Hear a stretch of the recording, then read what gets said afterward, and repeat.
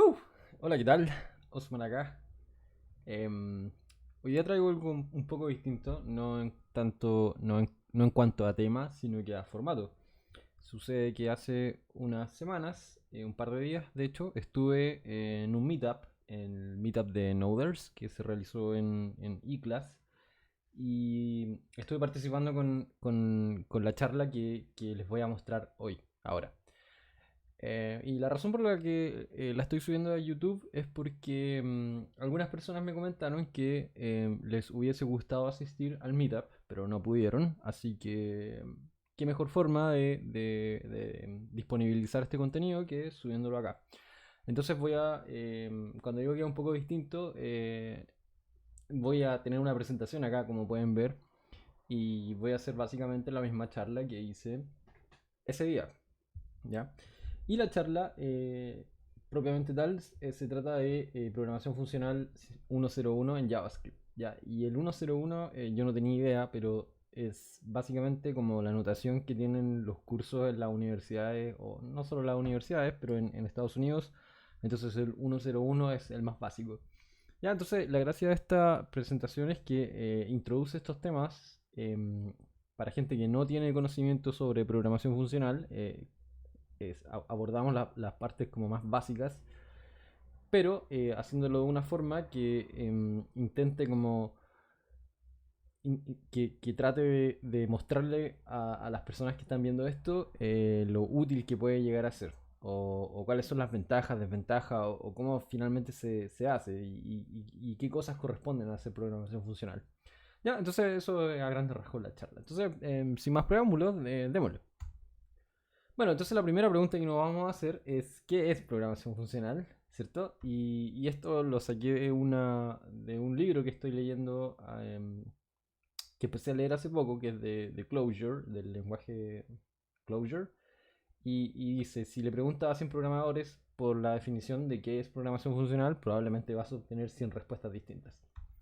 ¿Ya? Entonces, independiente de cuál sea la definición por la que nos queramos guiar, todas ellas tienen un factor en común y es que en programación funcional la unidad transaccional básica es algún tipo de procedimiento, método o función. Función, de ahí en el nombre, programación funcional. ¿Ya? Entonces la programación funcional se preocupa y facilita la aplicación y composición de funciones. ¿Ya? Entonces, para que un lenguaje sea considerado funcional, las funciones deben ser tratadas como un ciudadano de primera clase. No es el único requisito. Esto implica que las funciones tienen que ser elementos que se puedan tratar como cualquier otra variable, como cualquier otro valor, que se puedan pasar a otras funciones, que se puedan almacenar dentro de variables, cosas por el estilo, se puedan retornar a partir de otros métodos, funciones o lo que sea. ¿Ya? Entonces tienen que ser... em, no pueden haber limitantes en cómo se puede utilizar una función. Entonces, lo que vamos a hacer hoy es ver cómo aplicar estos conocimientos, cómo aplicar estos conceptos de programación funcional, pero específicamente en el lenguaje que usamos para hacer aplicaciones web, que es JavaScript, ¿ya?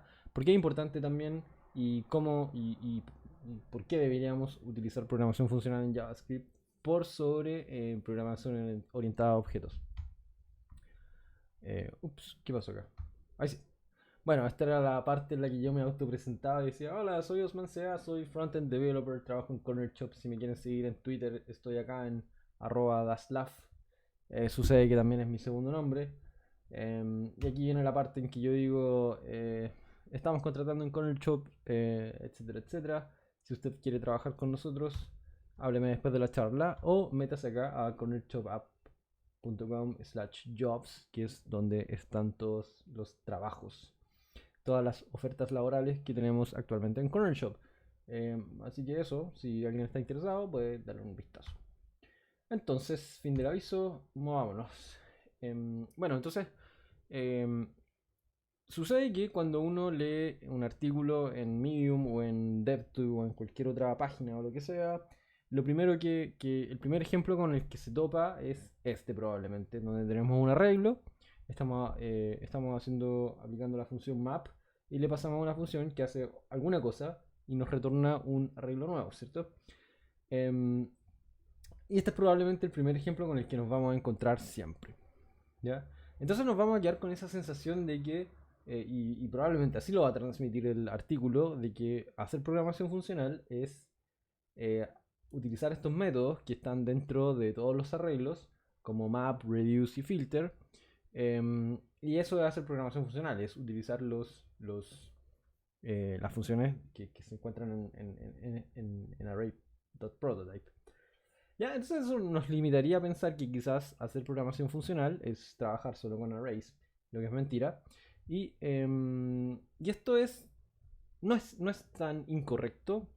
Es correcto porque estas funciones, map, reduce y filter, sí aceptan como parámetros funciones puras, ¿ya?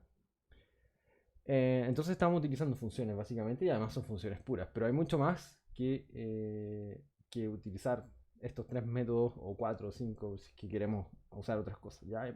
La programación funcional es mucho más que utilizar estas cosas. ¿Ya? Entonces, antes de ver cuáles son los artefactos que en el fondo componen la programación funcional, vamos a ver cuáles son los beneficios, ¿cierto?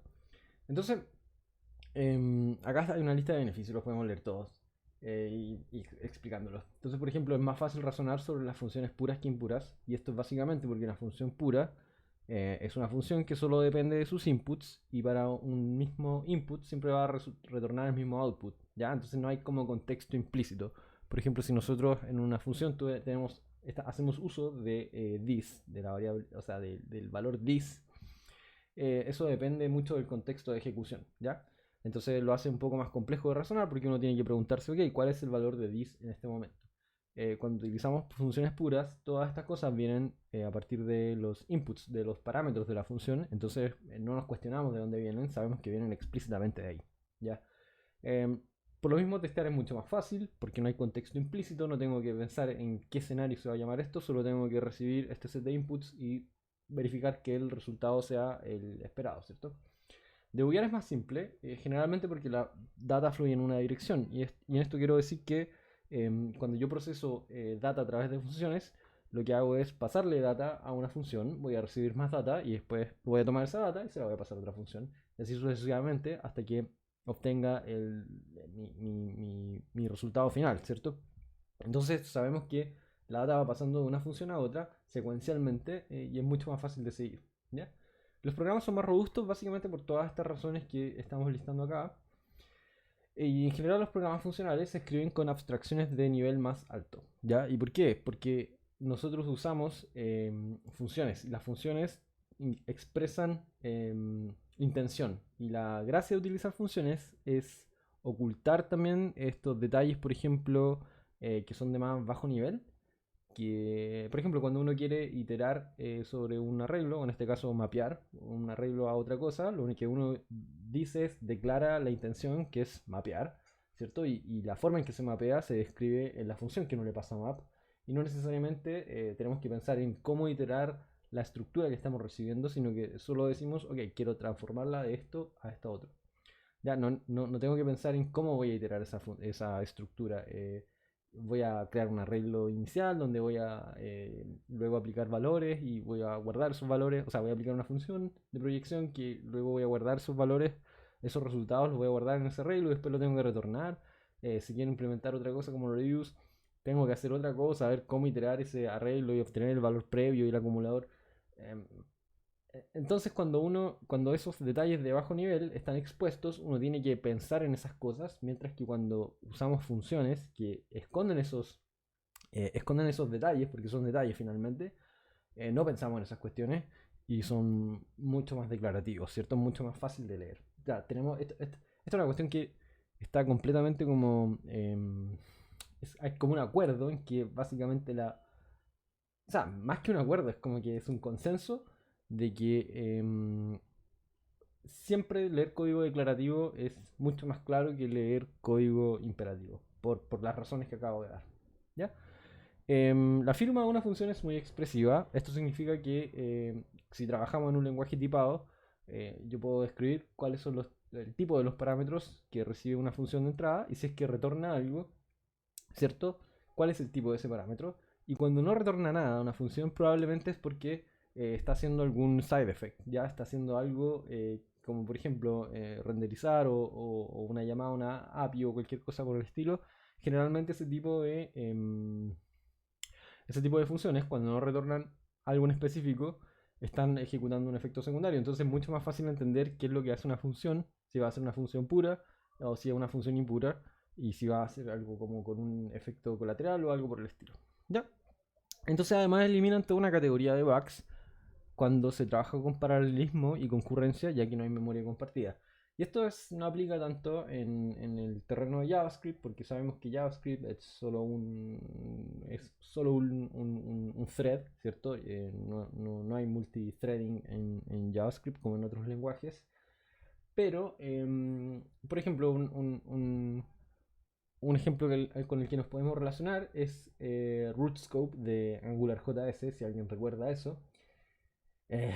Rootscope era este objeto gigante donde uno podía inyectarlo en cualquier parte de la aplicación y meter data y sacar data y leer y escribir, y no había como mucha certeza de dónde estaba pasando cada cosa. Entonces de repente tú cambiabas algo aquí y después en otra parte cambiabas otra cosa y en otra parte cambiabas otra cosa, entonces al final no sabías mucho, porque claro, es un contexto que está compartido entre varios controladores, entre varios sectores de tu programa, y al final esa memoria compartida la hacen, o sea, uno puede abusar de eso y lo hacen más difícil de traquear, mientras que acá como estas funciones están obteniendo data y no mutan esa data, porque la data es inmutable, básicamente nunca voy a cambiar la variable, la data de entrada que viene. Voy a producir nueva data en mis funciones, ¿ya? Entonces no voy a caer en estos casos en el que estoy modificando un pedazo de estado, un objeto o cualquier estructura que luego se vaya a leer en otra parte de mi programa y que también se vaya a modificar ahí. Entonces no hay estos problemas como de memoria compartida, ¿ya? Entonces, me voy a tomar el pelo porque me dio calor. Es impresionante el calor que hace acá ahora en Santiago. Todavía, ¿cierto? Uf, metiendo acá. Rellenando, disculpen, tuve que haber hecho esto antes probablemente. Ya. Ok, entonces. Bueno, sabemos cuáles son los beneficios de hacer programación funcional. Entonces, ¿cuáles son los mecanismos? ¿Cuáles son las herramientas básicas? ¿Qué artefactos, patrones hacen de un programa funcional o de un lenguaje funcional? Bueno, entonces son estos cinco. Ya hablamos de funciones puras, algo hablamos. También tenemos composición de funciones por medio de HOFs o High Order Functions o funciones de orden mayor.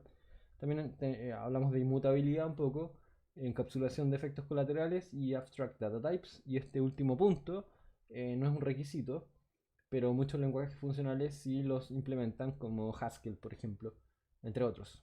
Entonces vamos a ir viendo cada uno de estos puntos y entendiendo qué son.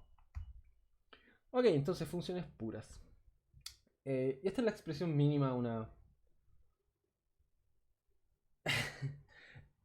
Esta es la expresión mínima de una función pura, la función de identidad. Que lo único que dice es que va a recibir un input y te va a retornar el mismo input. Y puede ser que esto no resulte como tan útil, o uno dice, bueno, ¿cuándo quiero tener una función de este estilo? Sí, eventualmente cuando uno empieza a componer, a trabajar con composición de funciones, de repente uno dice, ok, necesito una función que no le haga nada absoluto. O sea, tengo una función que espera una función que va a transformar de alguna forma el input que yo le esté pasando, y en algunos casos decimos, ok, en este caso no quiero hacer nada, entonces uno podría usar identity. Pero lo que cabe mencionar es que, claro, no es la función más interesante del mundo, pero cumple con el requisito de que para el mismo input siempre va a retornar el mismo output, ¿cierto? Entonces, si yo obtengo n, le paso n a identity, voy a recibir n. ¿Ya? Entonces no le hace absolutamente nada. Bueno, acá tenemos un caso más interesante, que es esta función increment, que toma un número y le suma 1. Ya, probablemente tampoco es tan interesante, pero al menos ya vemos que hay algo, ya algo está pasando. Entonces una de las reglas es que para un mismo input siempre retornan el mismo output. Si yo le paso un 5 a la función, en este caso a increment, me va a retornar un 6 siempre. Ya, siempre va a retornar 6 cuando yo le pase un 5. Para un mismo input siempre retornan el mismo output. ¿Ya? Entonces si yo llamo acá increment con 41 un millón de veces, siempre va a retornar 42. Ok, una función pura además posee transparencia referencial, y eso es como una palabra grande, unas palabras grandes, pero lo que en el fondo significan es que una función puede ser reemplazada por su resultado. Entonces, cuando yo en este ejemplo tengo getAnswerOfLife y es una función que retorna el resultado de increment con 41 como parámetro, sabemos que esto, increment 41, es igual a 42. Entonces yo podría básicamente cambiar el resultado de esto por, o sea, cambiar la invocación de esta función por su resultado y el programa no va a cambiar en el comportamiento del programa va a ser el mismo. ¿Ya? Entonces cuando hacemos esto, por ejemplo cuando memorizamos, cuando tenemos una función que quizás es muy cara de ejecutar o algo por el estilo y queremos retornar como data de caché, o sea, queremos cachar el resultado de esta función y después no volver a ejecutarla, sino que solo obtener resultados de algún centro de memoria, qué sé yo, o un caché. Podemos hacer eso si es que la función es pura y el programa no se va a ver afectado en nada. Ya, entonces una función pura tampoco produce efectos colaterales. Voy a mover un poquito esto acá. No produce efectos colaterales. Esto significa que, bueno, este es un mal ejemplo. Esta es una función que sí produce efectos colaterales. Entonces tenemos acá esta variable, answerOfLife. Lo que hacemos es, al llamar getAnswerOfLife, le asignamos el resultado de increment 41. Luego llamamos a getAnswerOfLife. Y luego sabemos que nuestra variable answerOfLife tiene como resultado 42. ¿Ya? ¿Y esto por qué no es una función pura? Es porque estamos afectando fuera de la función, fuera de getAnswerOfLife, una variable externa. ¿Ya? Entonces, si yo llamo a esta función múltiples veces, el resultado va a ir cambiando múltiples veces. ¿Ya? Y esta es la función pura. La versión pura que lo que hace es solo retornar el resultado de increment 41. ¿Ya? Entonces, por ejemplo, si yo acá llamara a getAnswerOfLife n veces, o sea, o 3 veces, por ejemplo, la primera vez voy a obtener 42, luego 43, luego 44. Acá va a ir mutando esa variable. Ya, en cambio, si yo llamo acá getAnswerOfLife, siempre voy a obtener un 42 como respuesta. Luego yo acá lo estoy asignando.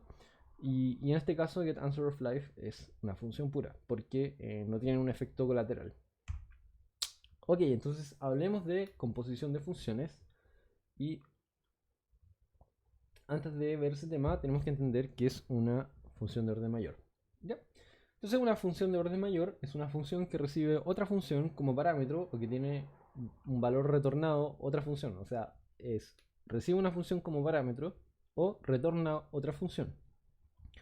Ok, entonces en este caso, array.prototype, o sea, arrayPrototype.map, que es lo que vemos acá, es una higher order function porque recibe una función de proyección como parámetro, que en este caso es la función increment que le pasamos en este ejemplo.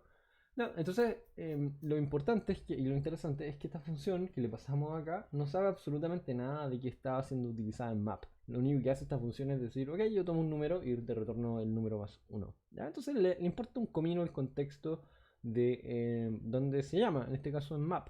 Y tener una función de este tipo lo hace como altamente reutilizable, porque nosotros podemos ver acá que en los ejemplos anteriores utilizamos increment de forma... da lo mismo como lo utilizábamos, ¿cierto? Pero lo utilizábamos solamente. Y acá podemos ver que en el caso que queremos tener, por ejemplo, todos los elementos de este arreglo más 1, podemos utilizar esta función increment. Entonces podemos extraer estas funciones acá y pasarlas como parámetros y todo muy, muy bonito, ¿no? Entonces map es una función de orden mayor porque recibe una función como parámetro. ¿Ya?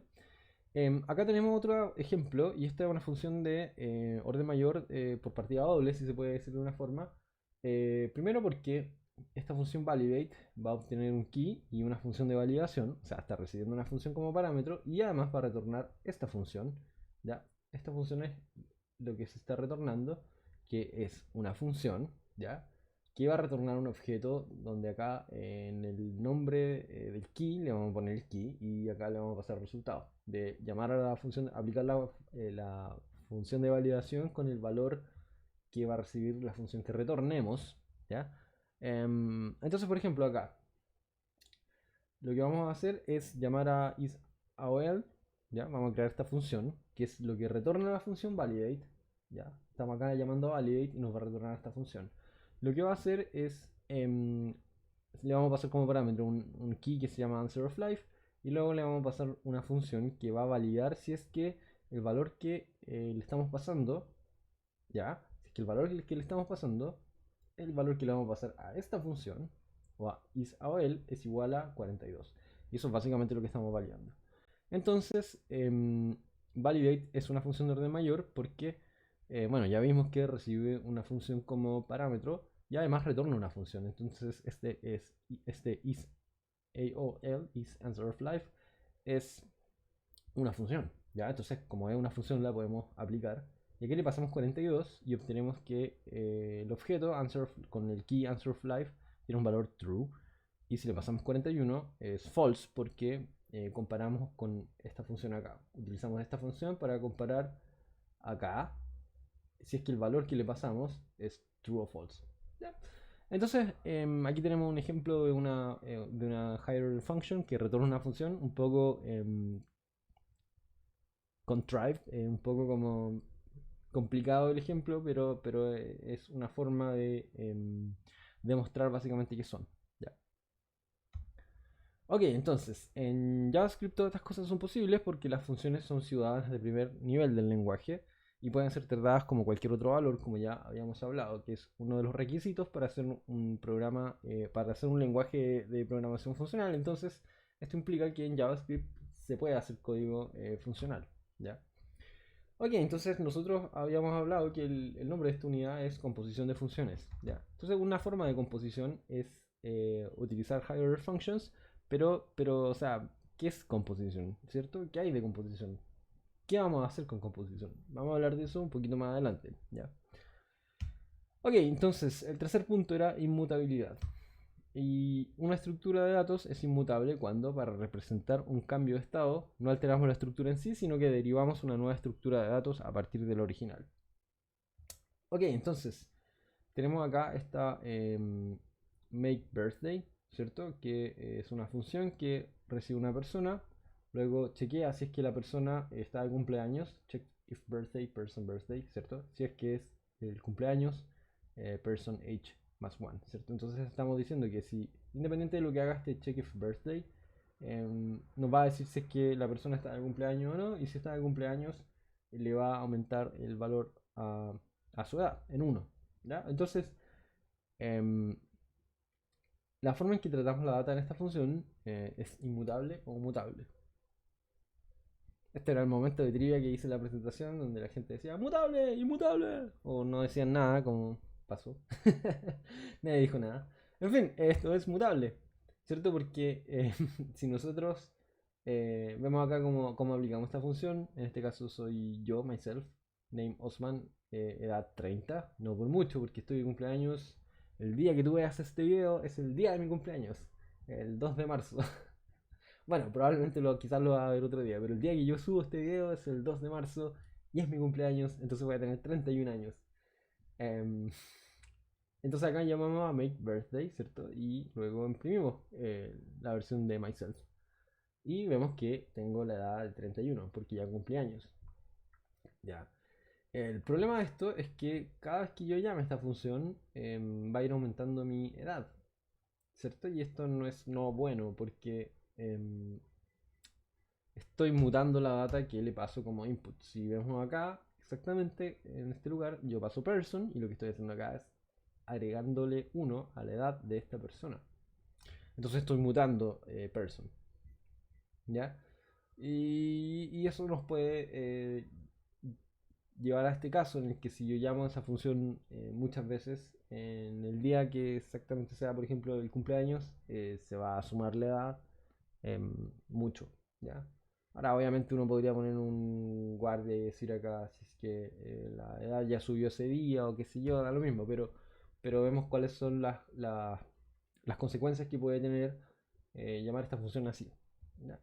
Y la versión inmutable lo que hace es que vemos acá que en ningún momento cambiamos la edad de esta persona, sino que decimos, ok, chequeamos, o sea, hacemos un cómputo de la nueva edad, si es que la persona está de cumpleaños, incrementamos, ya que estoy usando la función increment de nuevo, incrementamos la edad de la persona. Como sabíamos, esta era una función que tomaba un número y retornaba el número más uno, no modificaba ese número, sino que retornaba un número nuevo. Y si la persona está de cumpleaños, retorna la edad nueva, si no, retorna la misma edad. Y lo que hacemos es retornar un objeto nuevo, no le cambiamos nada a la persona, sino que sacamos una fotocopia de la persona básicamente y luego le decimos cuál es la edad nueva. Ok, ¿qué implica esto? Que si yo llamo a make birthday, el objeto que voy a recibir acá, en cada una de estas llamadas, va a tener edad 31. Entonces no se modifica el input que yo le estoy pasando. Entonces la data es inmutable. Ahora, el problema de esto es que si bien derivamos una nueva versión de myself, ¿cierto? Con la versión inmutable, no hicimos nada con ese valor, ¿cierto? Porque acá llamamos a esta función un millón de veces, pero esto retorna un objeto nuevo. Y acá vemos que este objeto es 31. O sea, es el objeto persona, o sea, yo con EA 31. Y, y nuestro programa no va a hacer absolutamente nada, ¿cierto? Eh, no hace absolutamente nada nuestra función salvo calcular la nueva edad. Lo que nos lleva al siguiente punto, que son los efectos colaterales, y en programación funcional específicamente es encapsulación de estos efectos. ¿Ya? Entonces, para que nuestros programas sean útiles, tienen que producir algún tipo de cambio en el mundo real o virtual, porque es un computador, ¿cierto? Ok. Y estos cambios pueden ir desde renderizar algo en la pantalla, guardar un registro en una base de datos, consultar una API, pedir al usuario que realice una acción, etcétera, etcétera. O en este caso, modificar un objeto. ¿Ya? De hecho, a nuestro usuario solo le importan los efectos secundarios. ¿Ya? No le importa mucho si tratamos nuestra data de forma mutable, inmutable, si usamos... no, le importa, no les importa absolutamente nada eso. Lo único que les importa es que se produzcan cosas en la medida que usan un programa, ¿cierto? Y esas cosas que se producen, o esas cosas que suceden, son efectos colaterales. ¿Ya? Entonces un programa sin efectos colaterales o sin side effects es un programa que no hace absolutamente nada y por lo mismo es un programa inútil. Ok, entonces la programación funcional no es programación libre de efectos colaterales, sino que es programación donde los efectos colaterales están encapsulados y restringidos. Y acá, por ejemplo, me gustaría volver antes un poco a este ejemplo, porque la versión mutable de Make Birthday contiene un efecto colateral que es actualización de este estado acá, person, ¿cierto? Actualización de ese objeto. Cada vez que yo llamo esa función se actualiza ese objeto. Entonces, esta función es una función que está produciendo efectos colaterales, no es una función pura. Y esta función, Make Birthday, la versión pura que tenemos acá, no produce efectos colaterales, pero no está haciendo absolutamente nada salvo calcular algo. Yo eventualmente quiero actualizar este myself, independiente de donde esté, ¿cierto? Pues eso puede significar ir a la base de datos y guardar esa data nueva, o vaya a saber yo qué significa actualizar esta entrada, este registro, este objeto myself. Entonces, eso es lo que nos falta en nuestro ejemplo de acá. Eso es lo que nos falta, es ver en qué lugar efectivamente hacemos ese update. Y quiero hacer un paralelo con cómo lo hace React, ¿cierto? En React con hooks nosotros tenemos esta API que se llama useState, en la que uno define un pedazo de estado o una variable, un valor cualquiera, y luego ese valor queda guardado acá en esta variable user, en este caso. Y luego yo obtengo una función que se llama setUser, que es la función que yo voy a llamar para em, actualizar este usuario. Entonces, por ejemplo, en el caso en el que yo efectivamente, o sea, cuando yo quisiera actualizar esta persona, este usuario, lo que voy a hacer es que a setUser le voy a pasar el valor actual del usuario y voy a retornar, lo que va a recibir setUser es el valor de makeBirthday con este user. ¿Ya? Entonces, en el caso de haber obtenido el objeto myself que teníamos acá, si es que es el cumpleaños de myself, si es que es mi cumpleaños, va a actualizar ups, va a actualizar este user con la edad 31. ¿Ya?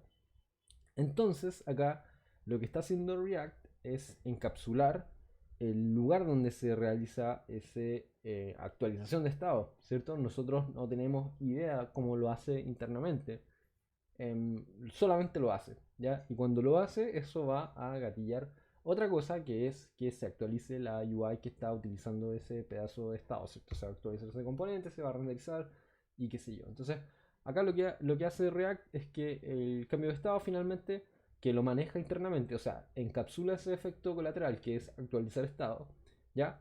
Em, Genera un cambio interno dentro del estado de React y eso gatilla el algoritmo de reconciliación y eso va a determinar al final qué lugar del el DOM se actualiza y muestra la edad del usuario actualizada. Entonces, en este caso, los efectos colaterales, y vuelvo a mencionar, que son la actualización de estado y el renderizado, están contenidos dentro de React y no se filtran hacia el código de nuestra aplicación.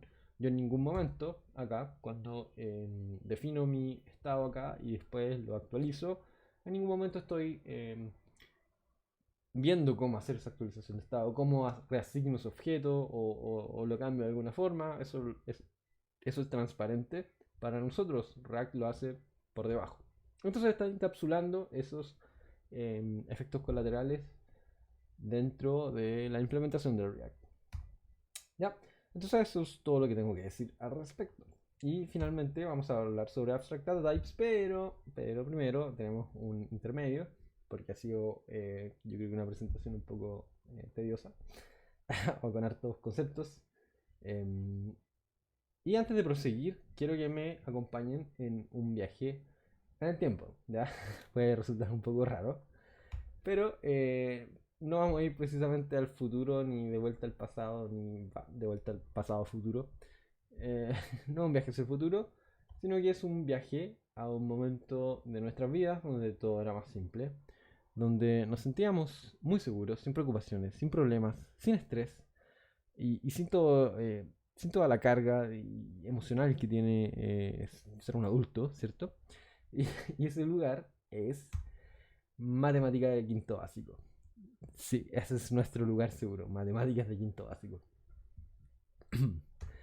Ok, entonces, ¿qué es lo que vamos a ver de matemática de quinto básico? Es teoría de conjuntos. ¿Ya? Ok, entonces, en teoría de conjuntos, en algún momento vimos que, por ejemplo, teníamos un conjunto A y luego teníamos un conjunto B. Y yo podía ir desde cualquier valor del conjunto A otro valor desde del conjunto B, ¿cierto? En este caso voy de 2 a 1, de 4 a 2 y de 6 a 3. Y esto implica que hay una función. Quiero estornudar. Ok, esto implica que hay una función f de x siendo algún elemento del conjunto A, que va a describir esta relación de cómo voy de A a B para cada uno de los valores de A. ¿Ya? Entonces, en notación matemática, esto es f de x es igual a x partido en 2 y acá en términos JavaScript es una función f que toma un parámetro x y que retorna x dividido 2, ¿cierto? Simple. Ok, ahora tengo este conjunto B, que era nuestro conjunto de llegada en el primer ejemplo. Entonces ahora tengo este conjunto B, tengo otro conjunto C. Y hay una función g de x que para cada valor de B va a mapear a un valor de C. ¿Cierto? Entonces voy de B1 a C1, de B2 a C4, C4, de B3 a C9. ¿Ya? Entonces existe una función que genera esta relación matemática. Y esa función es g de x es igual a x al cuadrado. Entonces hay una función g que recibe un x como parámetro y lo que hace es retornar x elevado a 2. Y aquí viene la parte interesante. Luego, si uno de estos dos diagramas, el primero y el segundo, significa que puedo ir de A a B y puedo ir de B a C. ¿Ya? Esto significa, en términos matemáticos, que hay una f de x y una g de x. Y también existe una función h de x que me permite ir directamente desde A. Acá no se ve porque está mi cabeza tapando todo, pero es lo mismo que acá. está este A, yo puedo ir de A directamente a C y existe una función h de x. ¿Ya? Ahora, ¿cuál es esa función? Es básicamente la composición de G y F.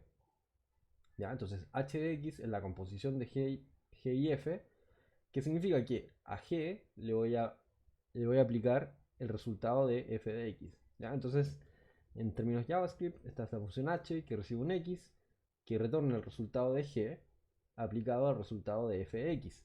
Y si lo vemos, volvemos acá, efectivamente, para llegar a de A a C, por ejemplo, A es 2, voy a aplicar f de x, que era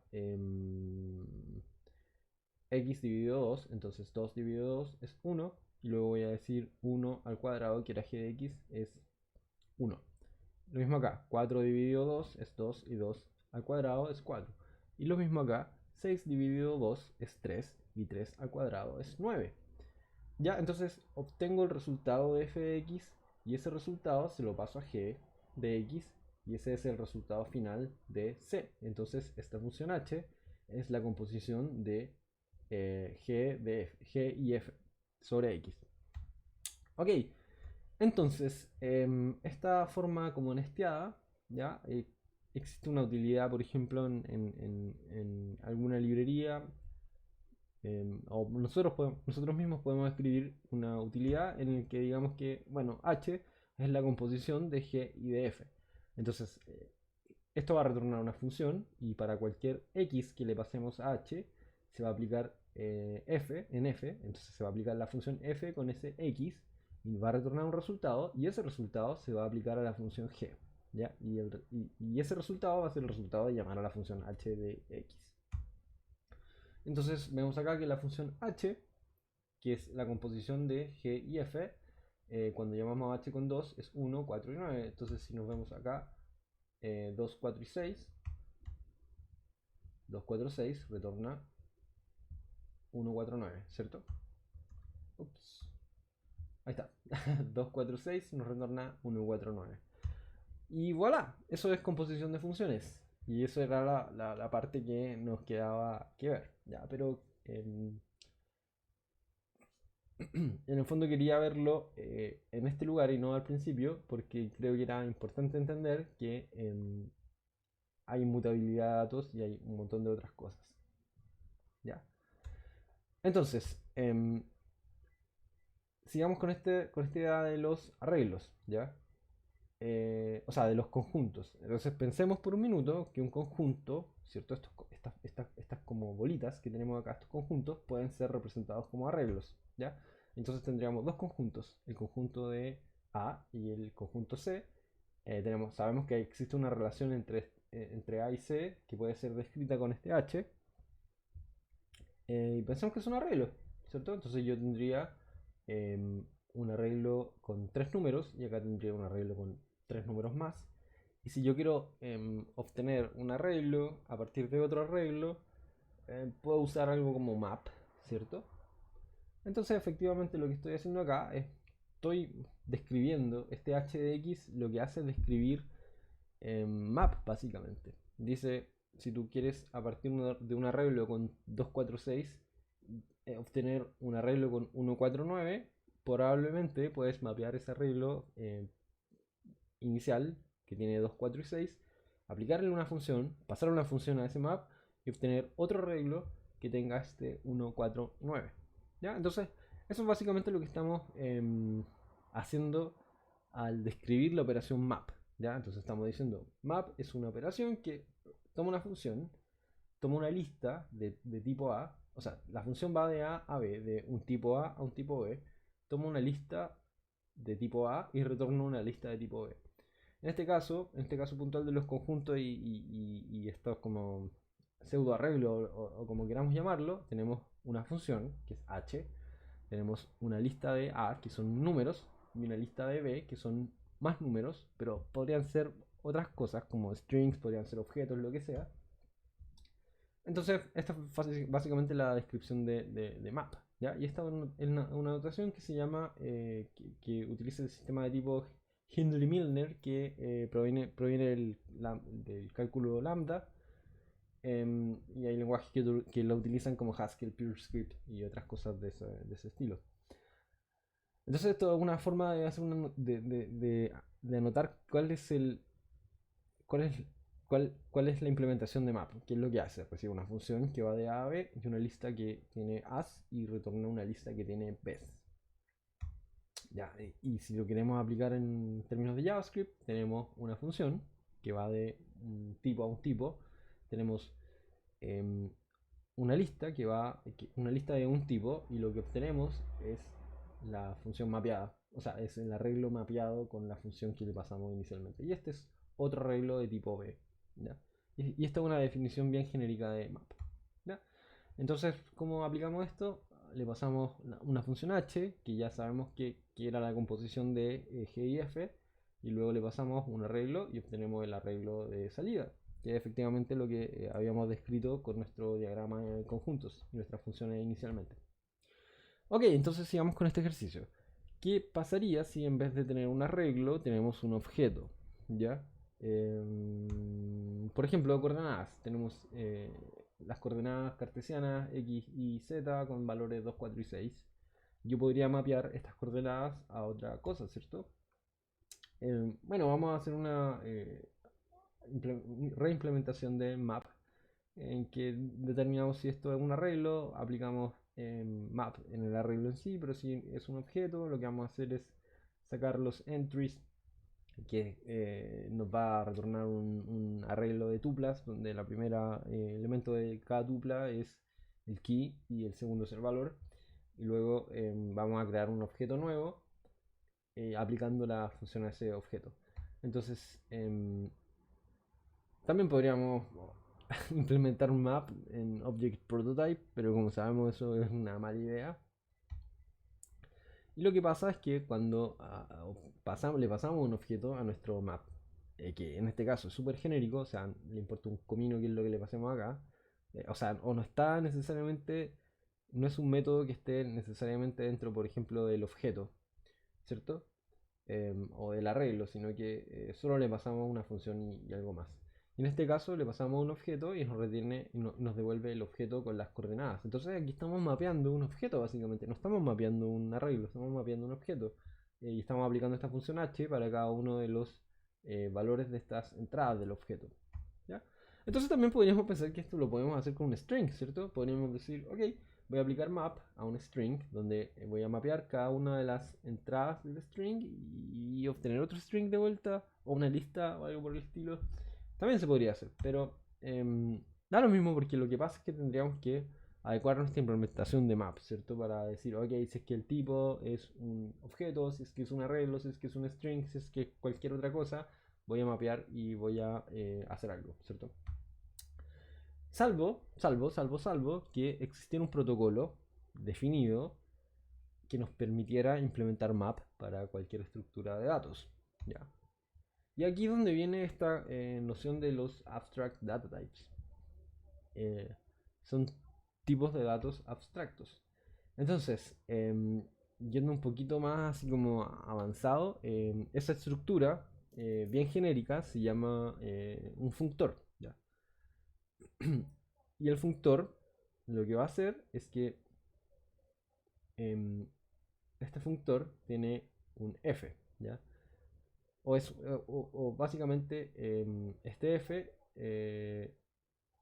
o sea, este es como la instancia del functor, pero básicamente lo que dice es que map, ya cuando se aplica en un functor, va a recibir una función que va de A a B, y lo que va a retornar es, o sea, y el segundo parámetro es un functor de A y va a retornar un functor de B. ¿Ya? Cambiamos la palabra functor, por ejemplo, por arreglo. Entonces tengo un arreglo, o sea, aquí básicamente lo que teníamos antes, teníamos la función de A a B y le paso un arreglo de A y voy a obtener un arreglo de B. Cambiamos la palabra functor por un objeto. Entonces es lo mismo, tengo acá una función que va de A a B y voy a tener un objeto de as y voy a retornar un objeto de B. ¿Ya? Entonces, al final esta noción de functor, lo único que significa es que implementa map. Ok, entonces nuestro map sería de esta forma. Em, recibe una función fn y recibe un functor y aplica ese functor a map. Si es que el functor tuviera el método map eh, como dentro de su prototype. En términos de JavaScript es medio raro explicar esto así. ¿Cierto? Pero si nuestro functor implementara map, porque de hecho eso es lo que hace, aplicaríamos ese map acá directamente y qué sé yo. Ya, entonces, en el fondo, no quiero hablar más de Abstract Data Types porque es una cosa que da como para mucho. Probablemente no podría hacer una charla completa.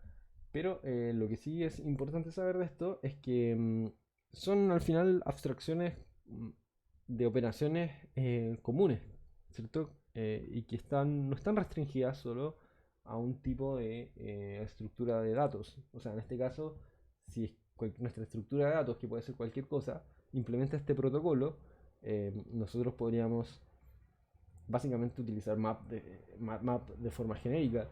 Y no solamente map, sino que cualquier otro, un reduce también podríamos hacer, o cosas como que ya después uno ve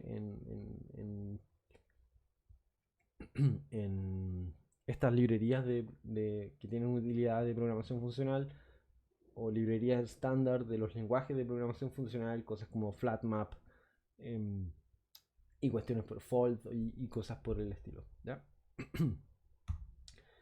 Ok, entonces tengo un ejemplo, type coding, pero antes una pregunta que hay que responder es que si acaso se puede hacer programación funcional con JavaScript vainilla, y la respuesta es más o menos porque em,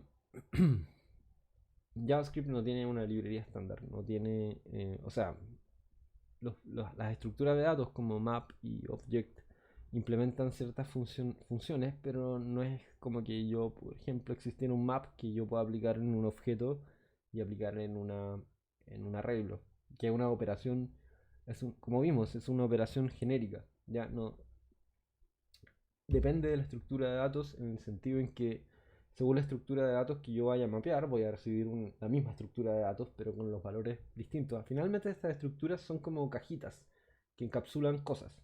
Y cuando aplico map, abro esta cajita, aplico esta función que yo le pase a map y obtengo la cajita, la misma cajita, eh, pero con otras cosas dentro. Entonces, no estoy cambiando como la estructura de datos en sí, sino que estoy yendo desde el mismo tipo de estructura de datos que se podría considerar como una categoría a el mismo tipo de estructura de datos, pero adentro tiene otras cosas. Entonces voy de arreglo a arreglo, de objeto a objeto, etcétera. ¿Ya? Entonces para poder hacer programación funcional bien en JavaScript, uno tiene que recurrir a alguna librería. En este caso, una que uso personalmente es Ramda. ¿Ya? Y yo uso Ramda bastante últimamente. Ahora, ¿qué características tiene Ramda? Bueno, es que todas las funciones son puras. Tiene curring automático, curring menos algo que hemos visto, pero lo vamos a ver ahora. Tiene utilidades para procesar todo tipo de estructuras de datos en JavaScript y además trata toda la data de forma inmutable. O sea, nunca cambia un input que tú le pases a una función, sino que te va a retornar algo nuevo. Ok, entonces veamos un pequeño demo. Y yo acá tengo una función que yo tenía en un proyecto que lo que hace es separar una lista de recibos según si es que el flag consolidated es true o false. Entonces tengo acá recibos y con distintos IDs, acá con una versión ultra simplificada y tienen este flag consolidated true y false. Ya, entonces la implementación original era de la siguiente forma. Tengo mi función split receipts bueno, se me olvidó decir un poco, pero esto es algo que yo tenía en código que estaba haciendo en mi trabajo, lo hice inicialmente así. Luego pasó mucho tiempo y tuve que refactorizar, tuve que mover como todo un módulo a una aplicación nueva, de hecho, y estaba este pedazo de código y fue como, oh, este es un buen ejemplo que uno podría refactorizar de forma funcional. Ya. Entonces, ok, tengo esta función split receipts que toma una lista de recibos y lo que va a hacer es decir, ok, voy a agrupar los consolidados y los no consolidados en distintos arreglos.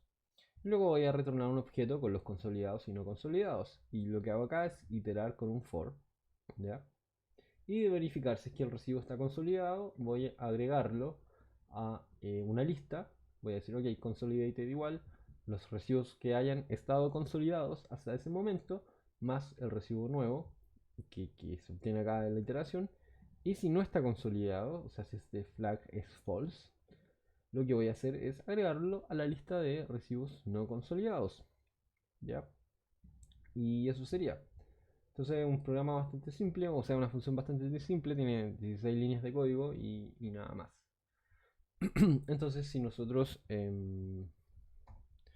acá corremos este ejemplo, node source split receipts, vamos a ver que, ups, throw error, cannot find module.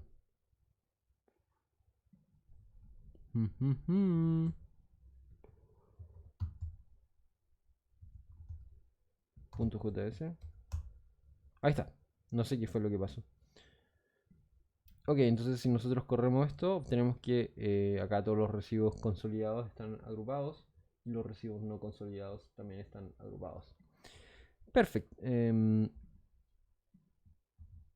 No sé qué pasó ahí.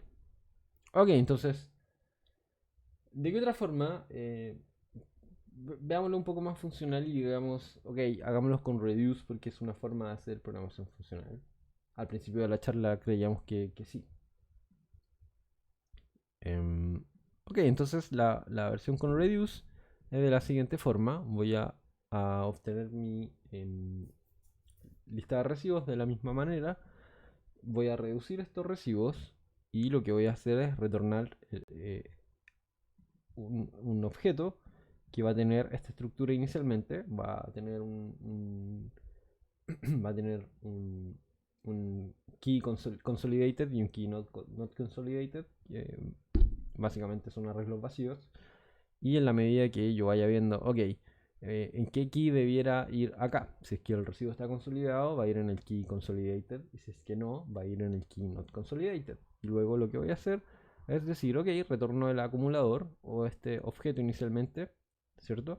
Y después, si es que el recibo está consolidado, al key correspondiente, que en este caso va a ser consolidated, voy a agarrar la lista que estaba inicialmente, accumulator, en este caso es este objeto, key consolidated, y para la primera iteración va a ser un arreglo vacío y después va a tener más elementos que sé yo. Entonces, básicamente es lo mismo que teníamos acá, en teoría, en que yo voy y le agrego recibos a estos arreglos consolidated o not consolidated, según cuál sea el valor del flag consolidated para cada uno de los recibos. Y eso sería. Entonces, si nosotros nos vamos acá y corremos este ejemplo que es reduce, obtenemos básicamente el mismo resultado. Y esto funciona tal cual como antes. Pero acá está pasando algo que es muy genérico. ¿Ya? Es una operación muy genérica que estamos agrupando elementos de una lista según algo, ya según un flag. Y probablemente si uno ha escrito más de alguna función de agrupación, se da cuenta que siempre es lo mismo. Siempre es lo mismo. Uno dice, ok, voy a determinar cuál es el key al que quiero agregar como este elemento a la lista y lo voy a meter a esa lista. Y así voy a seguir iterando por el resto de los tiempos. ¿Ya? Entonces el tercer ejemplo es una versión que hice con Ramda. ¿Ya? Y esto se lee como es un poquito más terso que cualquiera de los dos. Y de hecho, si corremos este ejemplo acá, no, esta es la versión Ramda, vemos que el resultado es el mismo. ¿Ya? Entonces podemos incluso hacerlo. O sea, ¿cómo llegamos a esto finalmente? Porque acá yo tengo un compose, un merge, group by, etcétera, etcétera, etcétera. Entonces aquí lo importante en verdad es esta función group by. Esta función group by. Si nos vamos a la definición, group by. Y veamos qué es lo que dice acá. A ver, ¿puedo correr esto un poco acá o no? Ok. Dice, divide una lista en sublistas guardadas en un objeto. Básicamente lo que nosotros necesitábamos.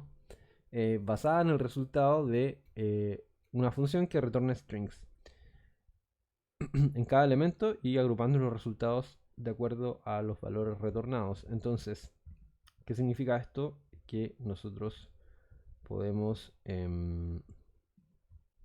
si yo... Hay algo que yo no tengo claro, es que si voy y digo node source. Ok, si digo node, podré decir acá const r igual a require lambda. Sí, puedo.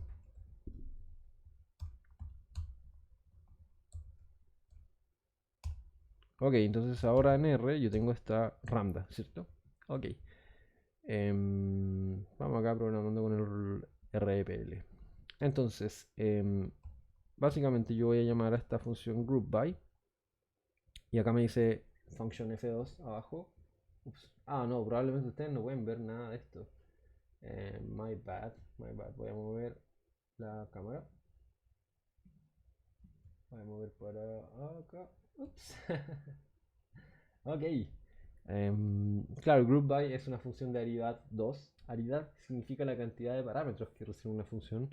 Y en este caso va a recibir una función como parámetro y otra cosa que va a ser los recibos en este caso. Entonces voy a hacer acá un recibo de id1, la lista, o sea, sobre la que vamos a aplicar estos cambios. Y vamos a decir consolidated true y otro acá que sea con id2 y el consolidated va a ser false. Ok, entonces la función que le vamos a pasar acá va a tomar cada uno de estos receipts, se va a aplicar para cada receipt, entonces va a tener un receipt acá. Y lo que voy a hacer es verificar que si es que el flag es consolidated, entonces voy a decir receipt.consolidated, voy a retornar un string. Ups. Voy a retornar acá un string que va a ser consolidated. Si es que no, voy a retornar un string not consolidated. Ok, entonces para hacer que esto se vea un poco más lindo, bueno, creo que no se puede. Pero en fin, el resultado que obtuvimos fue un objeto con el flag consolidated y o sea, no con el flag, con la propiedad consolidated, un arreglo con los recibos consolidados y en el not consolidated, un arreglo con los recibos no consolidados. Entonces, vamos a cerrar esto acá y vamos a reimplementar este split receipts como lo habíamos descrito recién. Entonces voy a decir split receipts, vamos a decir group by. Split receipts va a tomar la lista de recibos y estos recibos se los vamos a pasar a group by receipts. Ya. Y acá le vamos a pasar la función que escribimos nosotros. Creo que esto puede vivir acá más abajo. La función que escribimos en el REPL, ¿cierto? Que era para cada recibo, si es que el recibo tiene la propiedad consolidated, retornamos el string consolidated, sino el string not consolidated. Consolidated.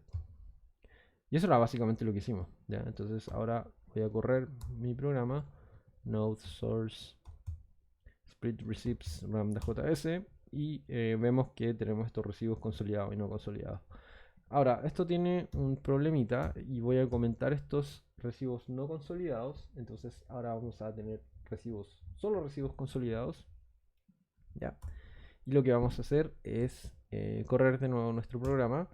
Y lo que pasa es que tenemos solo recibos consolidados y los no consolidados nos salen porque nunca retornamos este string not consolidated. Entonces nuestra función groupBy en ningún momento em, pudo generar un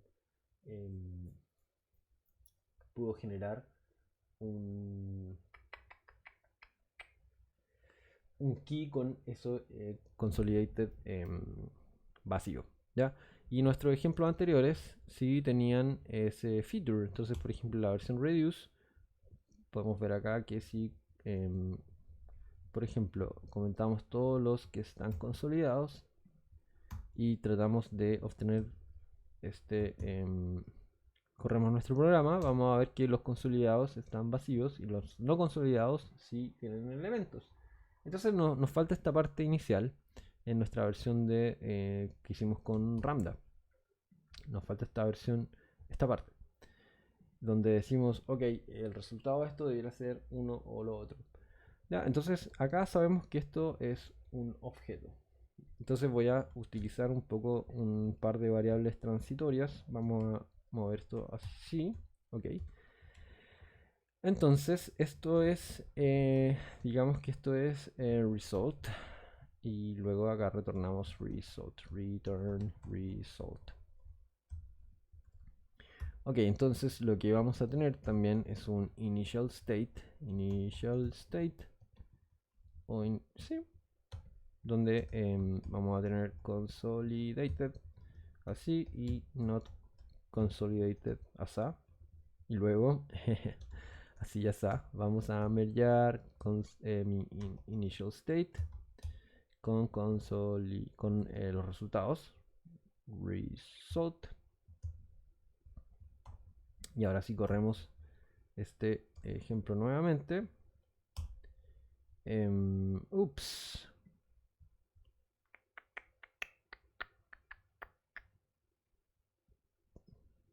Ah, ahí sí. Tenemos que mergear ambos. Ok, obtenemos los residuos consolidados y los no consolidados están vacíos. ¿Por qué? Porque acá los comentamos. Entonces, si los volvemos a descomentar, debiéramos obtener todos los residuos agrupados donde corresponde. Y esto estaba perfecto. Y además vimos que nos sirve para el caso en el que tenemos este not consolidated. Ya, entonces Ramda, al igual que cualquier otra librería, tiene un montón de utilidades. Por ejemplo, esto es algo que se conoce como un merge. Ya, entonces vemos que acá tenemos este merge. Y lo que vamos a hacer es mergear el resultado con otra cosa. Entonces acá vamos a retornar merge. Le vamos a pasar el estado inicial. Y le voy a pasar result. Result. Ok, y eso es lo que vamos a retornar. Entonces corremos esto de nuevo y funciona tal cual como estaba funcionando antes. Ahora podríamos deshacernos de este initial state acá y ponerlo inline directamente.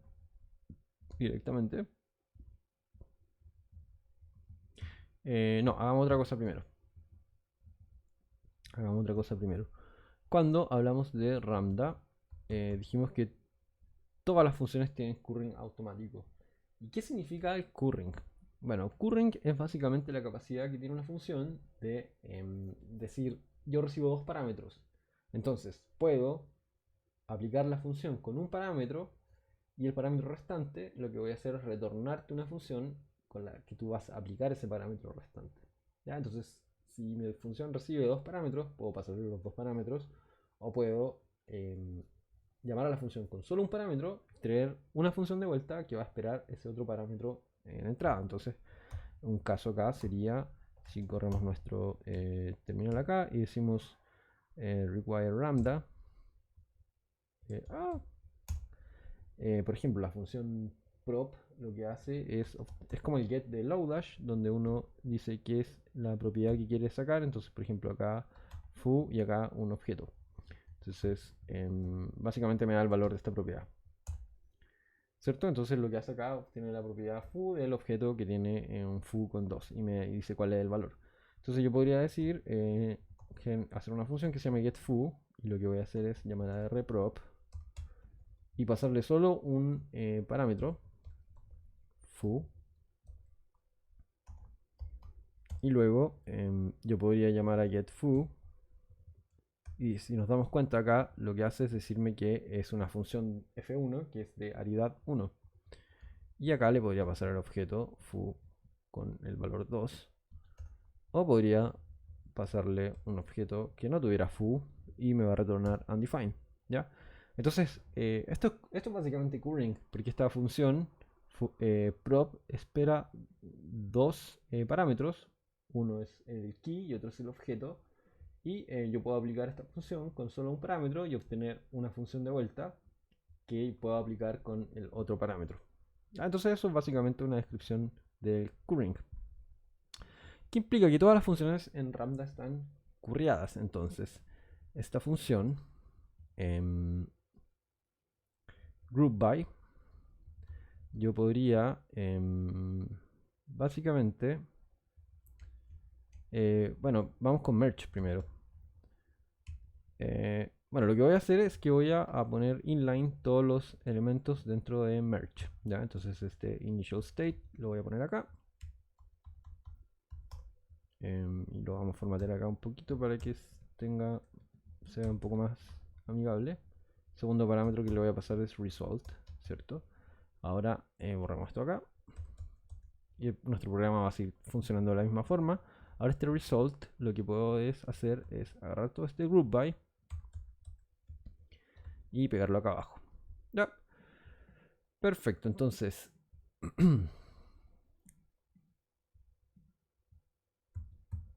No, de hecho vamos a hacer algo antes.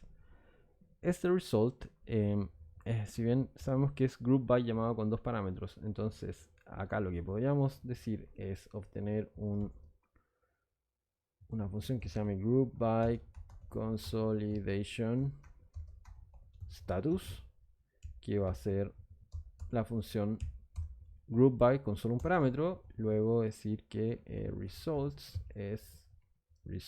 es igual a group by consolidation status y le puedo pasar acá los recibos, receipts, ¿cierto? Entonces acá podría decir group by consolidation status y esto lo paso para abajo, ¿cierto? Ya no necesito ese result. Y ahora, si nos damos cuenta, este group by consolidation status no depende absolutamente nada dentro del split receipts, entonces lo vamos a sacar para afuera. Y luego podríamos olvidarnos de este merge, ¿cierto? O sea, de este return acá. Y de hecho lo que podríamos hacer sería generar otra función que se llame merge with, o podríamos decirle with initial state. De hecho, espérate un poquito. Acá vamos a decir result es igual a el merge, ¿cierto? Luego retornamos este result, return result. Ya, ahora tomemos estas dos cosas que toma dos parámetros. Entonces, como sabemos, podemos hacer curring y decir with initial state. Y lo que voy a hacer es aplicar merge solo con un parámetro que va a ser el estado inicial. Entonces aplico merge solo con un parámetro y luego podría llamar a with initial state, porque si nos damos cuenta, este merge es básicamente lo que tenemos acá arriba, que es esta función with initial state, y luego le voy a pasar un parámetro como parámetro este group by consolidation status, que es una función que recibe este receipts, ya. Y luego este with initial state lo podríamos sacar incluso de esta función, porque no depende de receipts, no depende de los inputs. Ok, entonces aquí es donde viene la parte mágica. Tenemos una función que recibe como parámetro otra función que recibe como parámetro un parámetro, ¿cierto? O un objeto, lo que sea. ¿Ya? Entonces aquí retornémoslo directamente. ¿Y esto a qué nos recuerda? Nos recuerda básicamente a nuestro h es igual a g de f de x, y si lo hacemos en versión JavaScript era h igual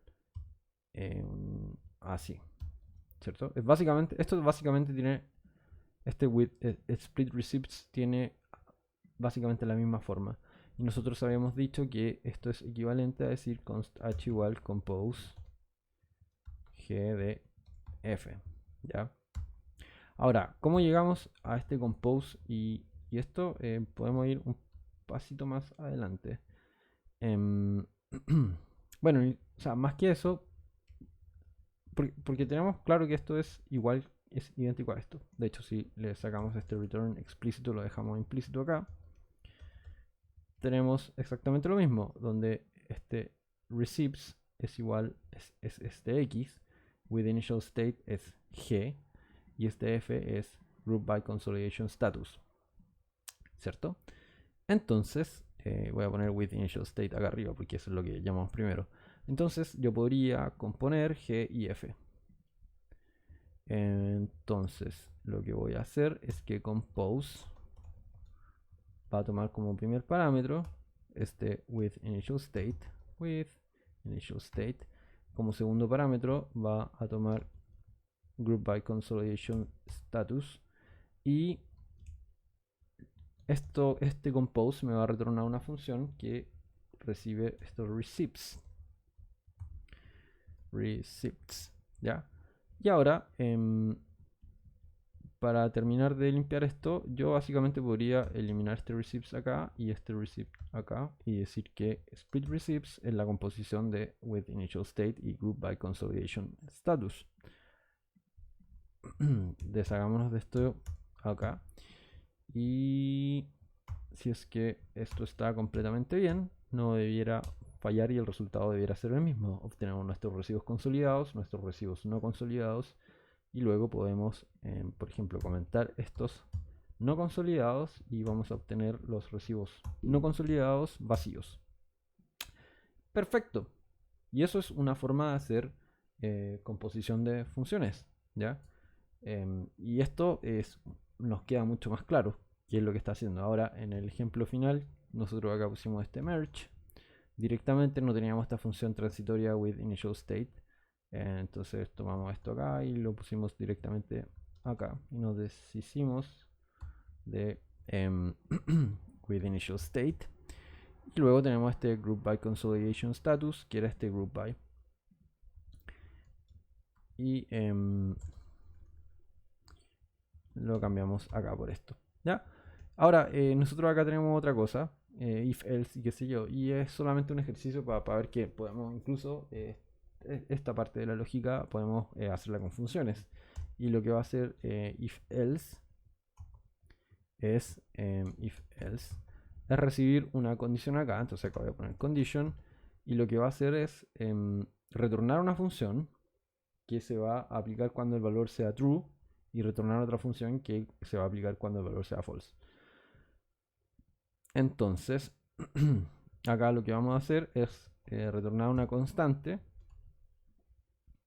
ya,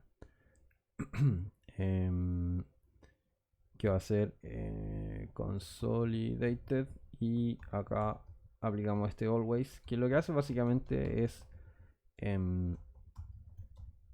retornar una función que siempre va a retornar este valor. Entonces, si yo digo always not consolidated, de hecho podemos verlo acá en el REPL.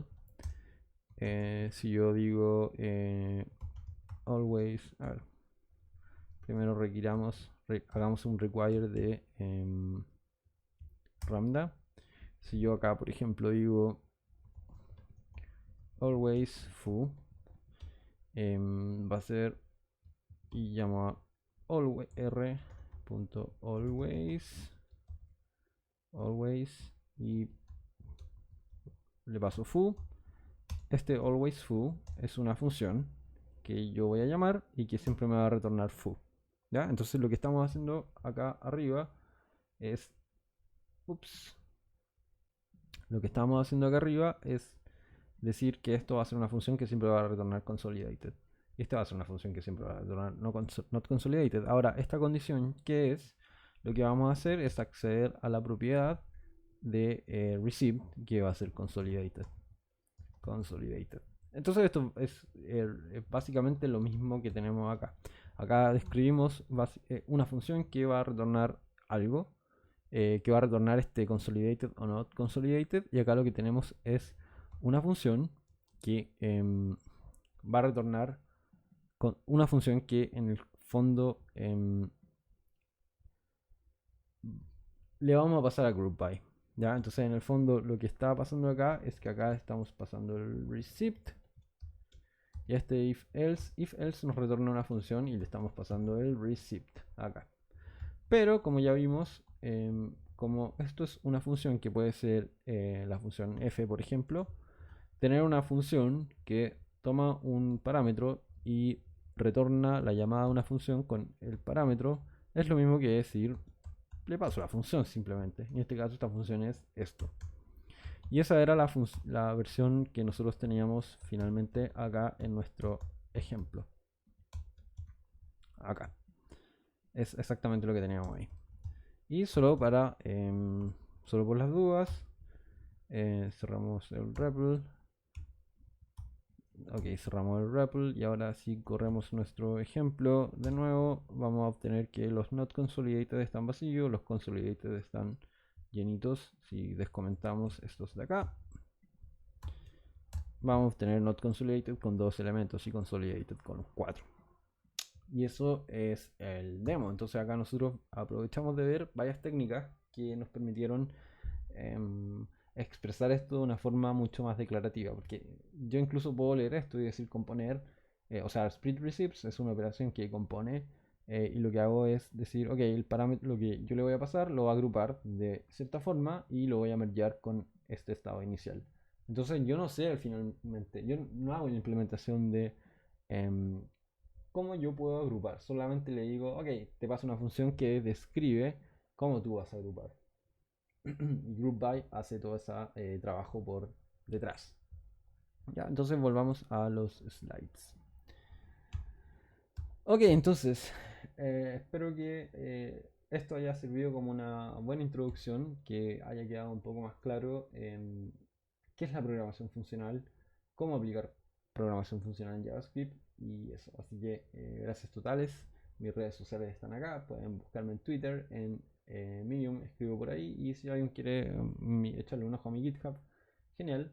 Lo agradezco mucho. No tengo muchas cosas interesantes ahí, solamente subo código del trabajo y ese código está en repos privados, así que no hay mucho que ver. Pero en fin, lo dejo ahí por si acaso. Eso, pues, qué bueno que. Bueno, no les voy a decir qué bueno que vinieron porque esto es un video en YouTube y nadie vino, literalmente. Pero eso, espero que les haya sido de utilidad y eso, denle un like, compartan lo que sea, todas esas cosas de youtuber que yo no sé hacer. Así que eso, muchas gracias y adiós. Hasta la próxima.